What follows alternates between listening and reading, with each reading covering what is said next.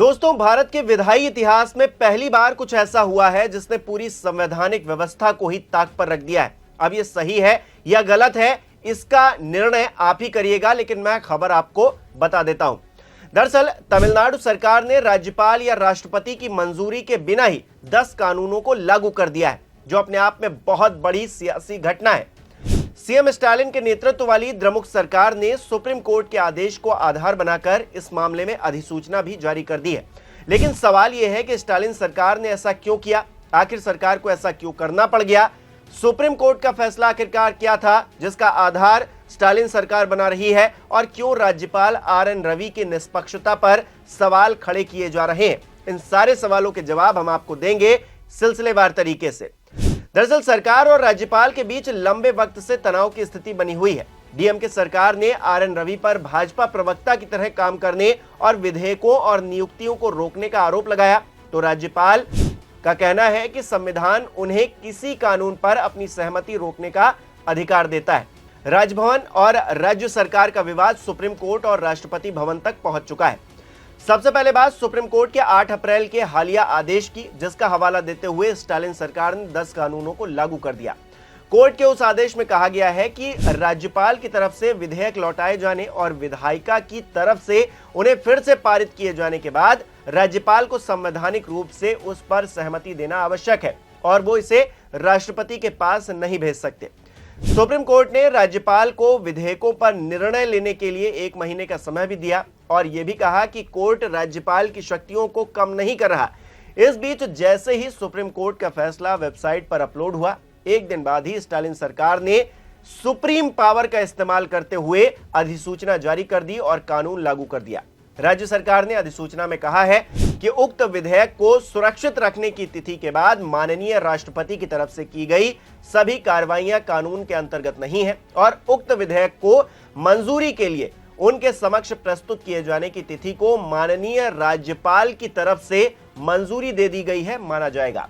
आपको बता दें कि 10 विधेयकों में से 9 खास तौर पर यूनिवर्सिटीज पर राज्य के नियंत्रण से जुड़े हुए हैं, जो राज्यपाल को प्रमुख संस्थानों के चांसलर के तौर पर रिप्लेस करते हैं। इन विधेयकों को 2022 और 2023 के बीच पारित किया गया, जबकि एक विधेयक 2020 में पारित किया गया था। इस पर सीएम स्टालिन ने सुप्रीम कोर्ट के फैसले को ऐतिहासिक बताते हुए भारत के सभी राज्यों की जीत करार दिया और सोशल मीडिया पर कहा कि डीएमके का मतलब इतिहास बनाना है। दरअसल ये पूरी सियासी घटना एक दिन में नहीं हुई है दोस्तों, सालों से इस पर हंगामा हो रहा था, इसका वैक्यूम बन रहा था। शुरुआत तब हुई जब तमिलनाडु सरकार ने 2023 में विशेष सत्र बुलाकर 12 बिलों को पारित करवाया और राज्यपाल RN रवि के पास मंजूरी के लिए भेजा। लेकिन 12 में से 10 बिलों को 13 नवंबर 2023 को बिना कारण बताए राज्यपाल ने विधानसभा को लौटा दिया और 2 बिलों को राष्ट्रपति के पास भेज दिया। इसके बाद 18 नवंबर की तारीख आई और तमिलनाडु विधानसभा के विशेष सत्र में इन 10 बिलों को फिर से पारित करवाया गया और गवर्नर की मंजूरी के लिए फिर से गवर्नर सेक्रेटेरिएट भेजा गया। फिर बिल पर साइन न करने का विवाद नवंबर 2023 में सुप्रीम कोर्ट तक पहुंच गया। सुप्रीम कोर्ट में लगी याचिका में राज्य सरकार ने मांग की कि राज्यपाल इन सभी बिलों पर जल्द से जल्द सहमति दें। याचिका में कहा गया कि राज्यपाल का ये रवैया गैर कानूनी है और इन बिलों को लटकाने अटकाने से डेमोक्रेसी की हार होती है। इस पर सुप्रीम कोर्ट ने सुनवाई में कहा कि मुद्दा सुलझाने के लिए गवर्नर को सीएम के साथ बैठकर चर्चा करनी चाहिए, बातचीत करनी चाहिए और इससे मामले को सुलझाना चाहिए। लेकिन ऐसा हुआ बिल्कुल भी नहीं। राज्यपाल रवि बिलों पर कुंडली मारकर बैठे रहे। और तो और तमिलनाडु विधानसभा का सत्र हुआ तो पहले दिन 6 जनवरी को राज्यपाल ने बिना संबोधन के वॉकआउट तक कर दिया, जिसका पूरी सरकार ने खुलकर विरोध किया। स्टालिन ने उस वक्त कहा था कि यह बचकाना और लोकतांत्रिक परंपराओं का उल्लंघन है। दूसरी तरफ और राज्यों में भी ऐसी खबरें आने लगी जैसे कि तमिलनाडु से आ रही थी, यानी कि राज्यपाल और राज्य सरकार के बीच में जो टसल चल रही थी तमिलनाडु के अंदर, वैसी ही खबरें और भी राज्यों से आई। केरल के राज्यपाल ने 7 बिल 23 महीने लटकाकर राष्ट्रपति को भेज दिए। राष्ट्रपति ने भी 4 बिलों को मंजूरी नहीं दी।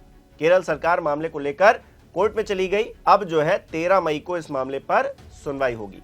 इसी तरह पंजाब के राज्यपाल BL पुरोहित द्वारा 7 विधेयक रोकने पर सरकार सुप्रीम कोर्ट गई। कोर्ट ने कहा कि राज्यपाल आग से खेल रहे हैं। तेलंगाना के राज्यपाल T सौंदरराजन ने MLC नामांकन और बजट मंजूर करने से इनकार किया। केस हाईकोर्ट पहुंचा, फिर समझौता हुआ। पश्चिम बंगाल के राज्यपाल के पास 23 विधेयक लंबित है। विधानसभा अध्यक्ष ने कोर्ट के फैसले के बाद राज्यपाल को इसकी याद दिलाते हुए कहा कि कई अहम बिल फंसे हुए हैं। इसी तरह तमिलनाडु के राज्यपाल रवि ने 2023 में राज्य सरकार का अभिभाषण पढ़ने से इनकार कर दिया। इससे पहले 2022 में डीएमके ने राष्ट्रपति से उन्हें हटाने की मांग की थी। फिलहाल तमिलनाडु सरकार के फैसले की हर तरफ चर्चा हो रही है, लेकिन फैसले के आधार यानी कि सुप्रीम कोर्ट का आदेश भी 2 मायनों में काफी खास है। पहला, राज्यपाल और राष्ट्रपति की तरफ से उनकी शक्तियों के इस्तेमाल के लिए समय सीमा का निर्धारण किया गया है, जबकि संविधान में स्पष्ट तौर पर ऐसा कोई भी प्रावधान नहीं। दूसरा, शीर्ष अदालत ने विधेयकों की स्वीकृति घोषित करने के लिए अनुच्छेद 142 के तहत अपने असाधारण शक्तियों का प्रयोग किया है। हालांकि सुप्रीम कोर्ट ने यह भी स्पष्ट किया है कि अनुच्छेद 200 के तहत राज्यपालों के कार्यों के लिए समय सीमा तय करने में वो राज्यपाल के पद को कमजोर नहीं कर रहे हैं। ऐसे में देखना दिलचस्प रहेगा कि आगे क्या होता है। क्या ये जो टसल है और बढ़ती है, जिस तरह से टकराव हो रहा है राज्य के बीच में और राज्यपाल के बीच में, वो क्या और बढ़ता है या फिर उस पर ब्रेक लगता है। अब एक फ्लुएंटली काम हमको देखने को मिलेगा सरकारों के बीच में और राज्यपालों के बीच में। और खास तौर पर आप जिन राज्यों का मैं जिक्र कर रहा हूं जहां पर ये टसल देखने को मिल रही है राज्यपाल और राज्य सरकार के बीच में, वो विपक्षी सरकारें हैं।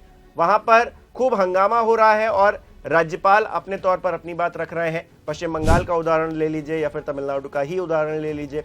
वहां पर किस तरह से बिलों को लेकर हंगामा हो रहा है। अगर उन बिलों को पास भी कर दिया गया है सदन के द्वारा तो उस पर राज्यपाल मंजूरी नहीं दे रहे हैं। इसको लेकर मामला कोर्ट पहुंचा और उसके बाद अब ये एक ऐतिहासिक फैसला तमिलनाडु सरकार की तरफ से किया गया है, जिसमें बिना मंजूरी के कोर्ट के फैसले को आधार बनाते हुए लागू कर दिया गया है जो कानून है उसको। ऐसे में आप इस पूरे घटनाक्रम को किस तरह से देखते हैं, आपका क्या कहना है, हमें कमेंट करके जरूर बताइए। बहुत बहुत धन्यवाद।